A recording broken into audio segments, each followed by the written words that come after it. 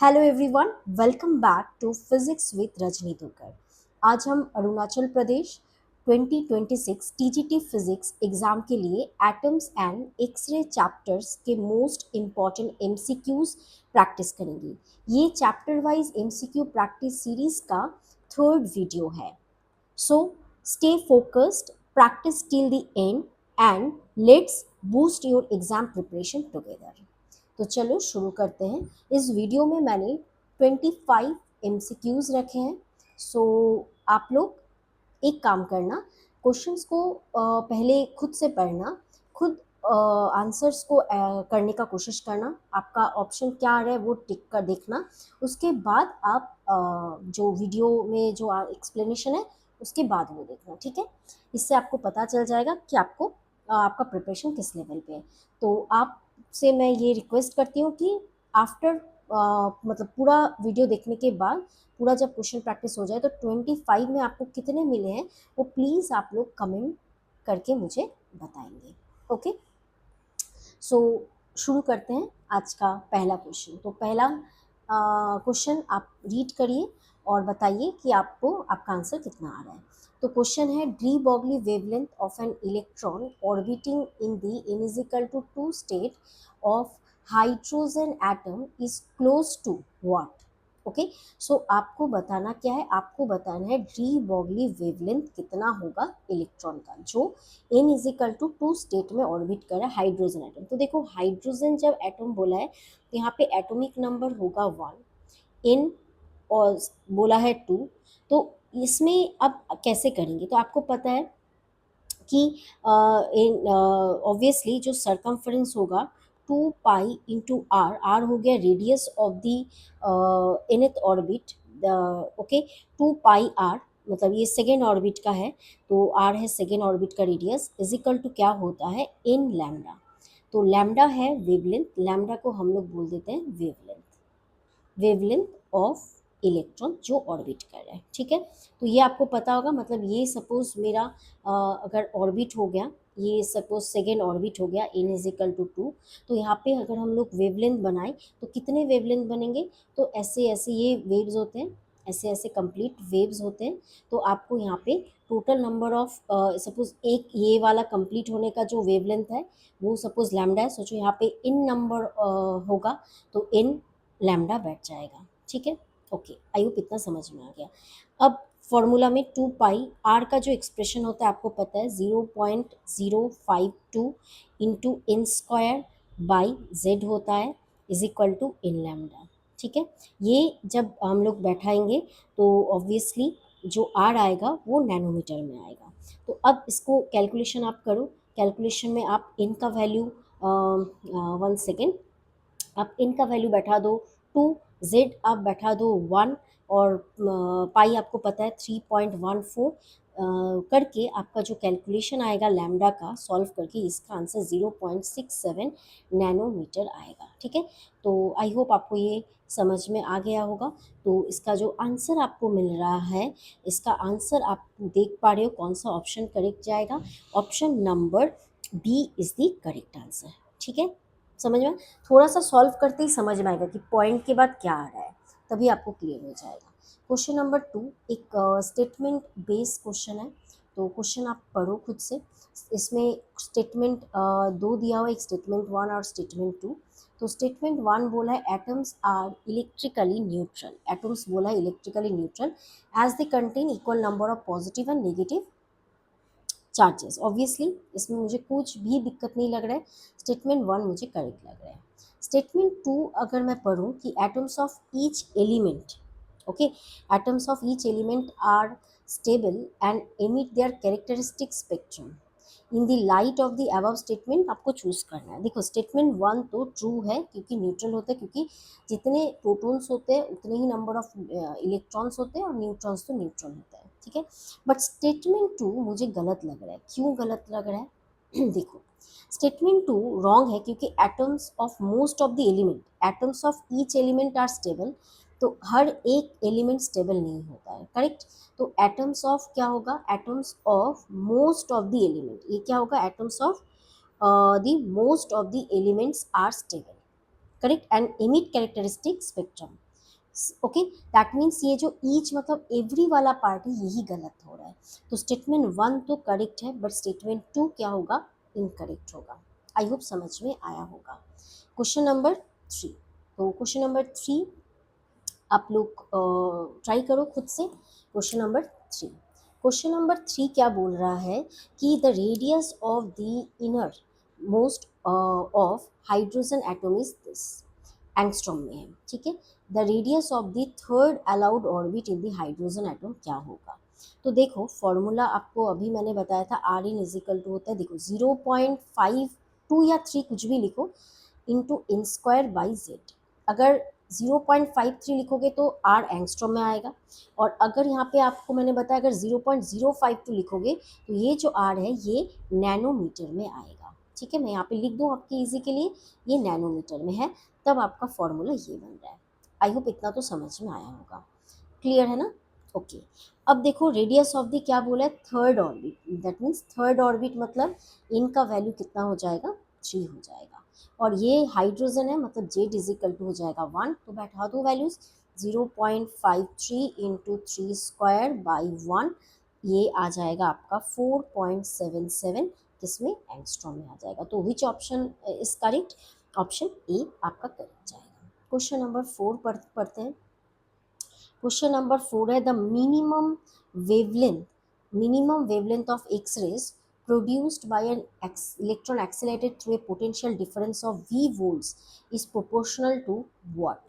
तो देखो जो मिनिमम वेवलेंथ ऑफ, यहाँ पे minimum wavelength of X ray पूछा गया है, करेक्ट। तो ये जो मिनिमम वेवलेंथ का फॉर्मूला है, मिनिमम इजिकल टू क्या होगा, h C by e V, V है जो पोटेंशियल डिफरेंस है। तो आपको समझ में आ रहा है lambda minimum is proportional to 1 by V, correct. तो क्या सही होगा, सी ऑप्शन करेक्ट होगा। बहुत इजी क्वेश्चन था। क्वेश्चन नंबर 5, क्वेश्चन नंबर 5 एक बार खुद से अटेम्प्ट करने की कोशिश करो। क्वेश्चन नंबर 5, R1 बोला है क्या, R1 बोला है radius of the second stationery orbit and R2 be the radius of the fourth stationary orbit of an electron in Bohr model। आपको R1 by R2 का रेडियस पूछा है, तो कैसे करें बताओ आप लोग। तो देखो R का फॉर्मूला सिंपली R इन का फॉर्मूला आता है 0.53 इन स्क्वायर बाई सेट। तो यहाँ पे R1 बाई R2 निकालने बोला है। देखो R1 मतलब इन इज इक्वल टू 2, ठीक है, यहाँ पे बोल दिया है सेकेंड ऑर्बिट, और एक बोला है फोर्थ ऑर्बिट। तो यहाँ पे इन इजिकल टू 2 आएगा, R2 क्या आएगा, इन इजिकल टू 4 आएगा, इतना ही तो है, करेक्ट। इजिकल टू 0.53 इंटू, देखो दोनों का 0.53 कट जाएगा, तो इसको लिखने का जरूरत नहीं, जेड भी गया, तो सिंपली 2 स्क्वायर बाई 4 स्क्वायर होगा, है ना।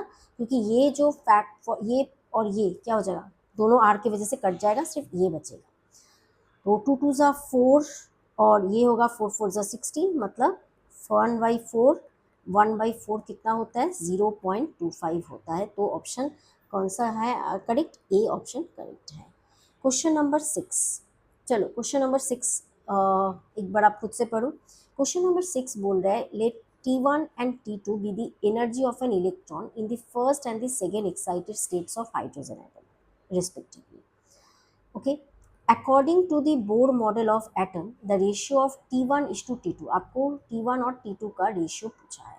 तो T1 और T2 क्या है, एनर्जी है किसका, इलेक्ट्रॉन का।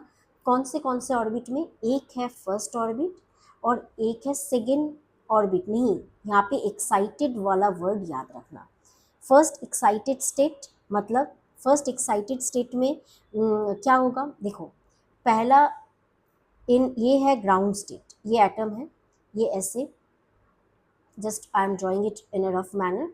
तो ये वाला नॉर्मली आपका देखो पहले वाला जो ये न्यूक्लियस हो गया, ये है n is equal to 1, second वाला है n इज इक्वल टू 2, और ये थर्ड वाला जो बना है n इज इक्वल टू 3, है ना। अब ये जो पहले वाला है वो है आपका ground state, n is equal to 1 है ग्राउंड स्टेट, ठीक है। n इज इक्वल टू 2 है first excited state, first excited state, और n इज इक्वल टू 3 क्या होगा तब, सेकेंड एक्साइटेड स्टेट।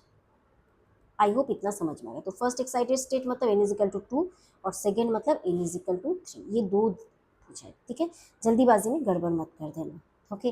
तो अब कैसे करना है, तो एनर्जी पूछा है, ये एनर्जी का बात हो रहा है, तो सिंपली एनर्जी का जो फॉर्मूला है T1, जो अगर n इज इक्वल टू 2 की बात करते हैं तो फर्स्ट एक्साइटेड स्टेट की इसका फॉर्मूला है 13.6 minus 13.6 z square by n square, ठीक है। अब ये बात कर रहा है हाइड्रोजन एटम का, तो हाइड्रोजन एटम के लिए z इज इक्वल टू 1 होता है, करेक्ट। तो हाइड्रोजन एटम के लिए z का वैल्यू 1 हो गया, तो यहाँ पे ये क्या आ जाएगा, T1 आ जाएगा minus 13.6 by z square n square, n मतलब यहाँ पे 2 है तो 2 2 ज़ा 4 हो जाएगा, करेक्ट।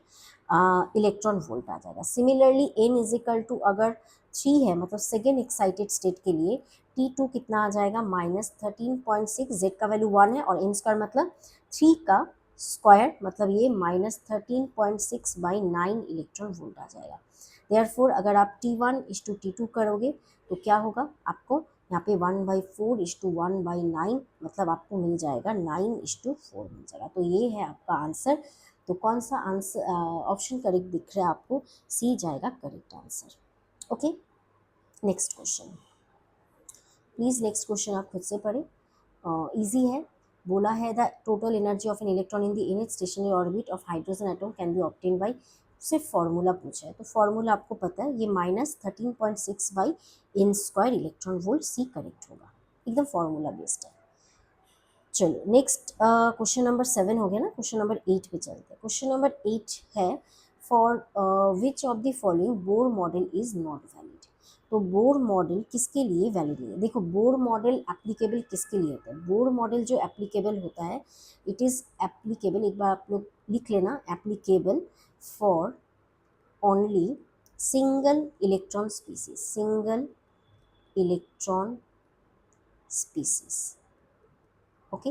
तो सिंगली ऑब्वियसली यहाँ पे हाइड्रोजन एटम में एक इलेक्ट्रॉन होता है, हीलियम प्लस में भी एक इलेक्ट्रॉन, ड्यूटेरियम में भी एक इलेक्ट्रॉन, तो ऑप्शन ए होगा सही answer, okay. Singly ionize neon atom के लिए ये वैलिड नहीं होगा बोर मॉडल। 13 आई होप आपको समझ में आया होगा।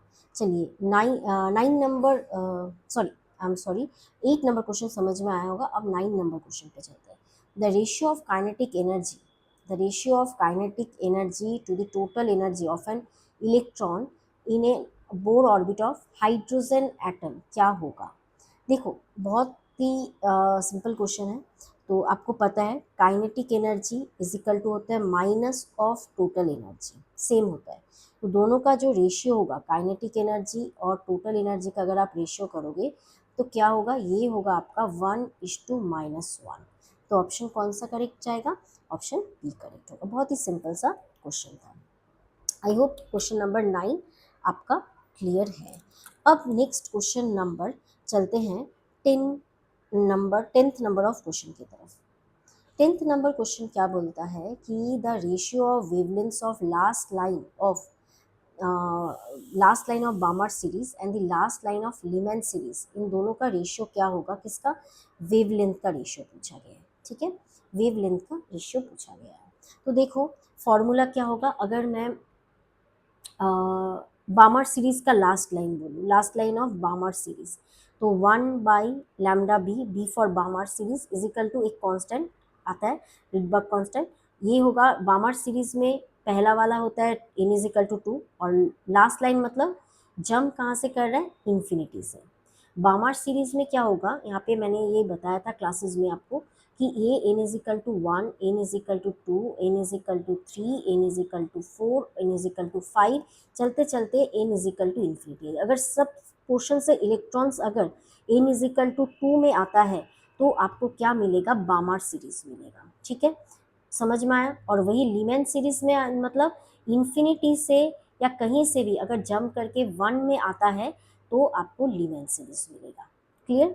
तो लास्ट लाइन बोला है तो दोनों में आपका इन्फिनिटी तो होगा ही, लेकिन जो इन 1 का वैल्यू है वो आपका बन जाएगा क्या, 1 लीमैन के लिए, और बामर के लिए बन गया 2, बस इतना ही था।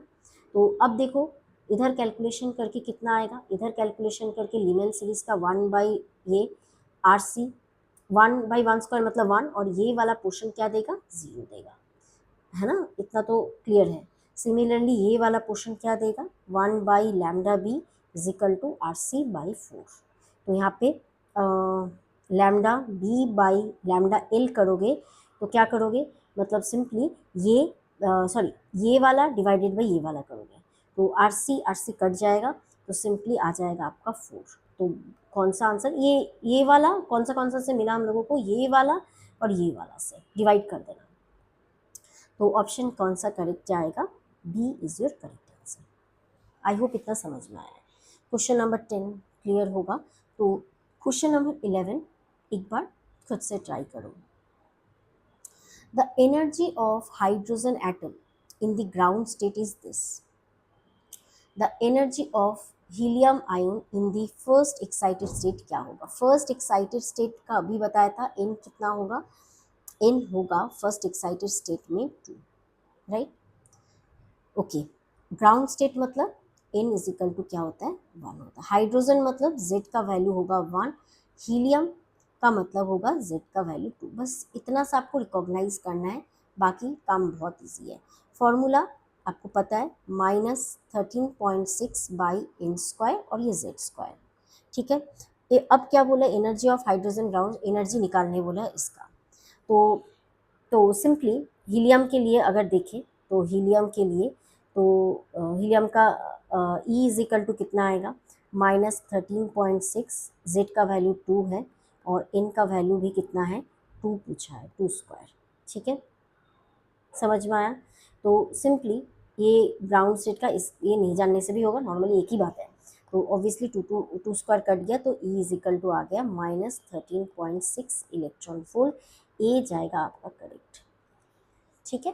20 तो ए जाएगा करेक्ट। तो नेक्स्ट हम लोग जो क्वेश्चन करेंगे, क्वेश्चन नंबर 12 नंबर क्वेश्चन। तो एक बार आप खुद से पढ़िए क्वेश्चन नंबर 12, देखिए क्या आंसर आएगा और कैसे आप इसका आंसर सॉल्व, मतलब क्या आपका आ रहा है, ये आप लोग कमेंट कीजिए।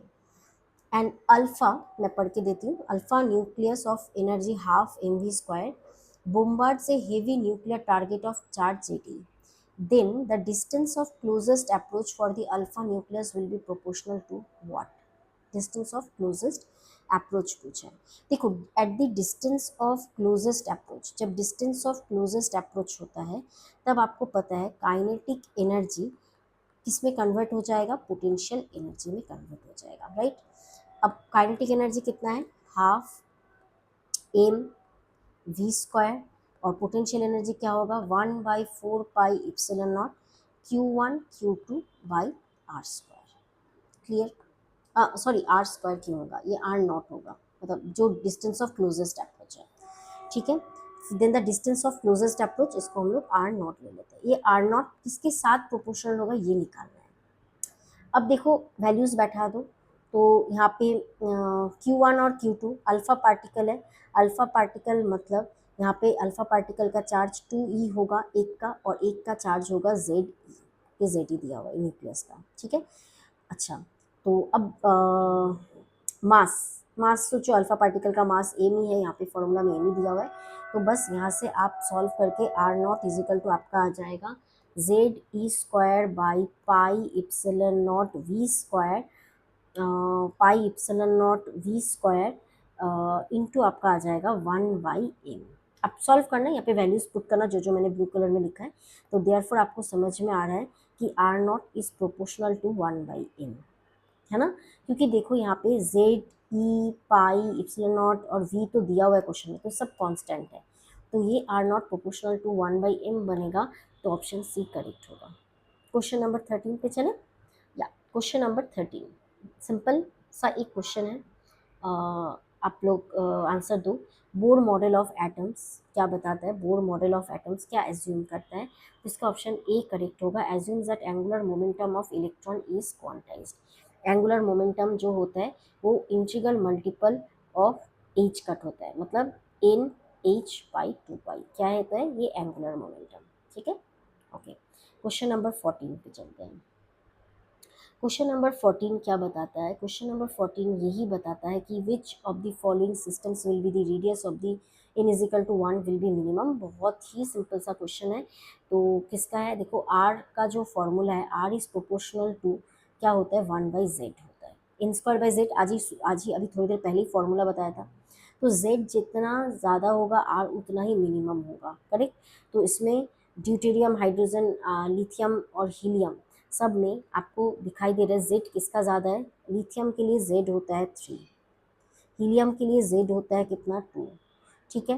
तो आपको ड्यूटेरियम और हाइड्रोजन के लिए z कितना होगा 1। तो आंसर होगा D, doubly ionised lithium. Okay, question number 50, question number 15, I am sorry, question number 15। अब आप बताओ क्या होगा। क्वेश्चन बोला है कि the energy of hydrogen atom in इनेट orbit is En, the energy of the इनेट orbit in the singly ionised helium atom क्या होगा। तो देखो En का जो फॉर्मूला होता है उसमें आपने देखा, आज ही लिखा है मैंने, T या E देके लिखा है, टोटल एनर्जी वाला z स्क्वायर के साथ प्रोपोर्शनल होता है, आज ही किया था, करेक्ट। तो यहाँ पे आपको दिख रहा है कि अगर हम लोग En फॉर हीलियम लिखे और E energy, total energy for, if I am writing for it for hydrogen, then ये क्या होगा z ऑफ हीलियम का square by z of hydrogen का स्क्वायर। हीलियम का z होता है, अभी बताया मैंने 2 होता है और ये होता है 1, तो ये आपका आ गया 2 स्क्वायर बाई 1 स्क्वायर, मतलब ये आ जाएगा 4। तो देयरफॉर हीलियम का जो एनर्जी आएगा वो होगा 4 टाइम्स ऑफ हाइड्रोजन का, ठीक है। तो 4En और इसका वैल्यू क्या दिया En, मतलब 4En, En लिखा है ना सिर्फ, तो कौन सा करेक्ट होगा बताओ आप लोग, ए नंबर करेक्ट होगा। तो 15 नंबर आई होप क्लियर है। अब 16 नंबर क्वेश्चन आप लोग खुद से पढ़ो। 16 number question, when an electron does transition from n is equal to 4 to n is equal to 2, then emitted spectrum will be what। then emitted spectrum क्या होगा। देखो 4 से 2 आया, ठीक है। तो अगर तो मैंने ये बताया था, यहाँ पे ये लाइंस बना लो, लाइंस बना लो, ये n is equal to 1, n is equal to 2, n is equal to 3, n is equal to 4, n is equal to 5 and so on. अब देखो आप लोग अगर 2 में आ रहा है लास्ट में, करेक्ट, तो 2 में आ रहा है मतलब 3 से 2 में आएगा, 4 से 2 में आएगा, 5 से 2 में आएगा एंड सो ऑन। तो ये कौन सा सीरीज होगा, बामार सीरीज। तो आपको दिख ही रहा है कि ऑप्शन आपका सी करेक्ट होगा। लेकिन ये कौन सा लाइन है ये भी मैं एक्सप्लेन कर दूं ताकि आपके लिए ईजी रहे, ठीक है। सी करेक्ट जाएगा। देखो अगर 3 से 2 आए तो ये फर्स्ट लाइन, 3 से 2 आए तो ये फर्स्ट लाइन, अगर 4 से 2 आए तो सेकेंड लाइन, फिर 5 से 2 आए तो थर्ड लाइन, ऐसे ही आपका चलते जाएगा, ठीक है। क्वेश्चन नंबर 16 आई होप आपको समझ में आ गया है। नेक्स्ट क्वेश्चन पे चलते हैं, क्वेश्चन नंबर 17। देखो क्या बोला है, ए 21 centimetre radio wave emitted by A hydrogen in the interstellar space is due to interaction is called the hyperfine interaction in atomic hydrogen. The energy of the emitted wave is nearly equal, क्या होगा। देखो यहाँ पे simple सा, इतना बहुत tough लिखा हुआ है बट इतना टफ नहीं है ये। सिंपल सा फॉर्मूला आपको यूज करना है, E is equal to H C by lambda. H क्या है, प्लैंक्स कांस्टेंट, इसका वैल्यू है 6.6 something into 10 to the power -34। C का वैल्यू होता है 3 इंटू 10 टू द पावर 8, और नीचे लैम्डा जो दिया हुआ है, ये जो लिखा हुआ है ना यहाँ पे 21 सेंटीमीटर रेडियो वेव एमिटेड, तो ये क्या है, ये लैम्डा ही तो है। तो लैम्डा आपका ये है लैम्डा, तो ये 21 सेंटीमीटर को मीटर में कन्वर्ट कर लो, हम लोगों को जूल में आंसर है, मतलब ऐसा यूनिट में, तो इसको कैलकुलेशन करके आपका और आएगा 0.94 इंटू 10 टू द पावर -24। इसको आप अप्रॉक्सीमेट कर लो तो 10 टू द पावर -24 आ जाएगा, है ना। तो 10 टू द पावर -24 जूल आ जाएगा। तो कौन सा ऑप्शन दिखाई दे रहा है आपको, ऑप्शन डी आपको करेक्ट आंसर दिखाई देगा, ठीक है। तो 17 नंबर क्वेश्चन आई होप समझ में आया है आपको। चलो 18 नंबर क्वेश्चन आप लोग खुद से पढ़ो। ओके, पढ़ना हो गया होगा। When hydrogen atom in its first excited level its radius is dash of the bore radius, क्या होगा इसका आंसर, बहुत ज़्यादा इजी है। फर्स्ट एक्साइटेड स्टेट का मतलब क्या होता है, n इज इक्वल टू 2। अब रेडियस जो होता है r is proportional to n square, correct. तो ऑब्वियसली n अगर 1 होता है एन अगर 1 होता है तो ये आर एन है, तो ऑब्वियसली आर वन जो होगा वो प्रोपोर्शनल टू होगा 1 के साथ, आर टू होगा किसके साथ, 2 टू ज़ 4 के साथ। तो ये कितना टाइम्स होगा, 4 टाइम्स होगा। तो ऑप्शन बी करेक्ट है, 4 टाइम्स, है ना, इजी था। अब नेक्स्ट क्वेश्चन 19 पे चलते हैं, 19 number question. Okay, 19 number question क्या बताता है, the energy of hydrogen atom is ground state is this, the energy of the level corresponding to the quantum number n is equal to 2 which is the first excited state in the hydrogen atom is dash electron volt। तो बताओ ये कैसे करोगे। तो simple सा formula है, E n is equal to -13.6 by n square, यहाँ पे एन का वैल्यू 2 है तो जस्ट बैठा दो ना एन का वैल्यू 2, तो -13.6 बाई 4, 2 टू ज़ा 4 होता है तो ये -3.4 इलेक्ट्रॉन वोल्ट आएगा। तो ये डी ऑप्शन क्या होगा, करेक्ट होगा, ऑप्शन डी करेक्ट है, यही आपका आंसर है। चलो 20 नंबर क्वेश्चन पे चलते हैं। 20 नंबर क्वेश्चन है एक्स रेस के ऊपर। तो एक्स रेस के ऊपर जो क्वेश्चंस हैं, just a minute, okay give me 1 minute. X rays के ऊपर जो क्वेश्चन है ये आप खुद से पढ़ो। क्या बोला है, characteristic X-rays are produce due to what. तो characteristics X-rays are produce due to, क्या होगा, option B transition of electron from higher to lower electronic orbits in an atom. Okay, so simple था, ये है कैरेक्टरिस्टिक्स एक्सरे का production का reason. तो 20 question solve हो गए हैं आज हम लोग, और भी मैंने आज ज़्यादा क्वेश्चन लाए हैं तो 5 क्वेश्चन ज़्यादा मैंने दिए हैं। तो अब 21st जो है वो आप लोग करो। क्वेश्चन बोला है what is the difference between soft and hard X rays. तो सॉफ्ट और हार्ड एक्सरेज के बीच में डिफरेंस किसका होता है, फ्रीक्वेंसी का होता है। तो फ्रीक्वेंसी ऑफ, अगर हार्ड एक्सरेज का फ्रीक्वेंसी को एफ एच बोल दूँ, सॉफ्ट का फ्रीक्वेंसी एफ एस बोल दूँ, तो frequency of hard x rays is greater than frequency of soft x rays होता है, ये याद रखना। ओके, तो क्वेश्चन नंबर 21 आप समझ गए होंगे। अब क्वेश्चन नंबर 22 प्लीज़ ये खुद से एक बार पढ़ो। क्वेश्चन क्या बोल रहा है कि solid targets of different elements are bombarded by highly energetic electron beams. The frequency of the characteristic X-ray emitted from the different target varies with atomic number Z as what। तो कैसे vary करेगा, जो frequency होता है, तो frequency आपका very करता है कैसे, जेड स्क्वायर के साथ, ठीक है। फ्रीक्वेंसी कैसे वेरी करता है, जेड स्क्वायर, ये आप याद रखना। ओके, फ्रीक्वेंसी जेड स्क्वायर के साथ वेरी करता है। नेक्स्ट क्वेश्चन नंबर 23 देखते हैं। क्वेश्चन नंबर 23 क्या बताता है, the magnetic moment of revolving electron around the nucleus varies with the principal quantum number n as what। तो magnetic moment of the revolving electron का जो मैग्नेटिक मोमेंट का formula है म्यू, ये होता है E/2m इंटू एल। एल है angular momentum, L क्या है, एंगुलर मोमेंटम। ओके, ई है चार्ज ऑफ द इलेक्ट्रॉन और एम क्या है, मास। ओके, अब बोर ने क्या बताया, बोर ने ये बताया कि एल क्या होता है, एल होता है NH/2 पाई, एन है प्रिंसिपल क्वांटम नंबर। तो अगर अब देखो, अब यहाँ पे जो म्यू आ जाएगा, म्यू इज इक्वल टू है E/2m, और यहाँ पे 1 सेकेंड, E/2m और यहाँ पे NH/2 पाई। इसको मैं थोड़ा सा अच्छे से लिखूँ तो क्या आ जाएगा, म्यू इज इक्वल टू आ जाएगा EH/2m इंटू N/2 पाई, ठीक है। अब इस EH/2m को हम लोग बोलते हैं बोर मैग्नेटॉन म्यू बी। तो देयरफॉर आपका देयरफॉर क्या आ गया, म्यू इज इक्वल टू आ गया म्यू बी इंटू N/2 पाई। तो म्यू जो है मैग्नेटिक मोमेंट, ये प्रोपोर्शनल टू है एन के साथ प्रोपोर्शनल होता है, तो ए होगा करेक्ट, ठीक है ना। तो फॉर्मूला आपको क्या यूज़ करना आप समझ रहे हो, ये वाला फॉर्मूला एक है, और एक एल का जो फॉर्मूला है NH/2 पाई, ये याद करना है। और एक फॉर्मूला प्लीज़ याद कर लेना बोर मैग्नेटन का, बोर मैग्नेटन म्यू बी का फॉर्मूला होता है EH/2m। तो एक ही क्वेश्चन में तीन तीन चीज़ें, तीन तीन फॉर्मूला है, तो प्लीज़ याद रख लेना। ओके, तो ये हो गया। अब नेक्स्ट क्वेश्चन पे चलें। ओके, नेक्स्ट क्वेश्चन, चलो ये वाला देखो, अच्छा क्वेश्चन है, सिंपल सा डायग्राम दिया हुआ है, इजी क्वेश्चन है। The following diagram which particle has e by m, charge by mass ratio, e है चार्ज, ये है चार्ज, एम है mass, charge by mass ratio किसका ज़्यादा होगा।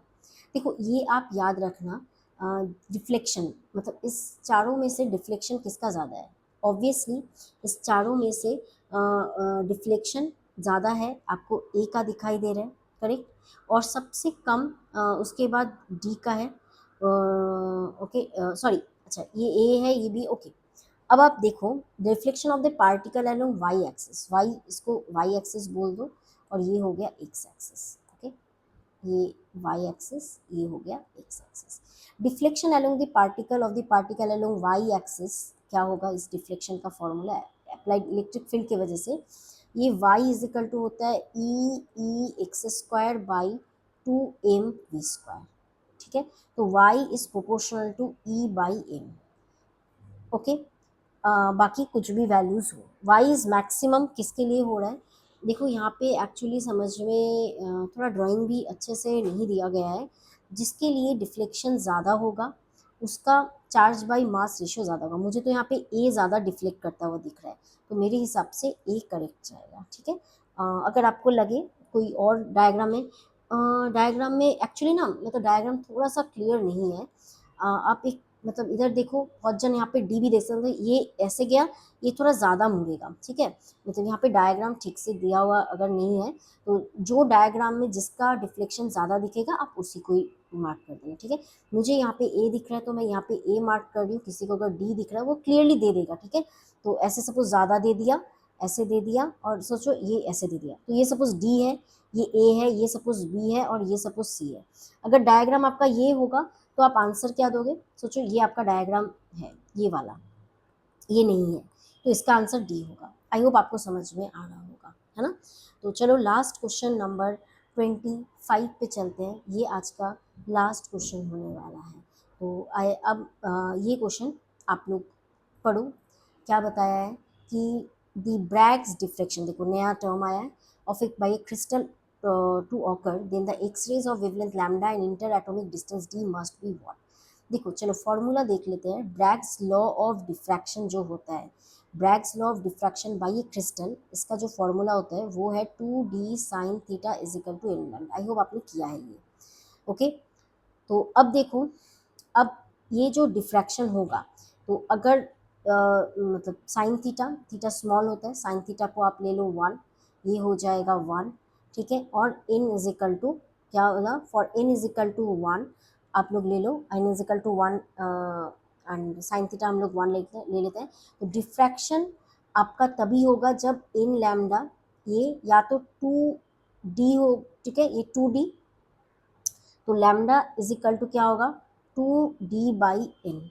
अब इनका वैल्यू 1 भी हो सकता है, 2 भी हो सकता है, मतलब लैम्डा जो होगा वो या तो इक्वल होगा 2d के साथ, है ना, या तो लैम्डा स्मॉलर होगा, क्योंकि इनका वैल्यू कुछ बैठा होगा तो 2d से तो कम ही आएगा, तो इसका ऑप्शन सी करेक्ट होगा। तो यहाँ पे कौन सा फॉर्मूला काम आएगा, फॉर्मूला जो आपका काम आएगा वो है 2d sine theta is equal to n lambda.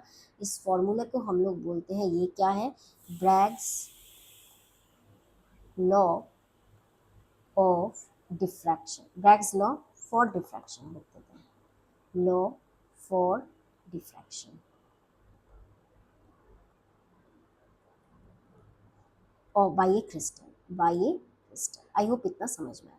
तो ये था आज का टॉप 25 एमसीक्यूज चैप्टर एटम्स से, और इसमें मैंने एक्सरे भी कवर कर दिया है, ठीक है। ऑब्वियसली क्वेश्चंस तो बहुत बनते हैं, ठीक है, बट मतलब जितना करो उतना कम है। तो आई होप आपको ये वीडियो सीरीज से हेल्प मिल रहा है। तो आप अगर आपको ये वीडियो हेल्पफुल लगता है तो प्लीज़ अपना जो फीडबैक है वो कमेंट सेक्शन में प्लीज़ आप लोग दीजिए। आपका फीडबैक बहुत इंपॉर्टेंट है, ताकि मैं और वीडियोस लाऊं आपके अकॉर्डिंग, आप जो आपके लिए हेल्पफुल होगा। और आपको अगर वीडियो अच्छा लगे तो प्लीज़ इसको शेयर कर दीजिए, लाइक कर दीजिए, और चैनल को सब्सक्राइब कर दीजिए। जितना ज़्यादा शेयर होगा उतना लोगों को बेनिफिट पहुँचेगा, ओके। तो आज के लिए बस इतना ही रखते हैं। नेक्स्ट वीडियो में मैं जो नेक्स्ट चैप्टर है dual characteristic of matter and radiation, dual nature वाला जो चैप्टर है वो मैं कवर करूँगी। ओके, तो आज के लिए बस इतना ही। Thank you so much.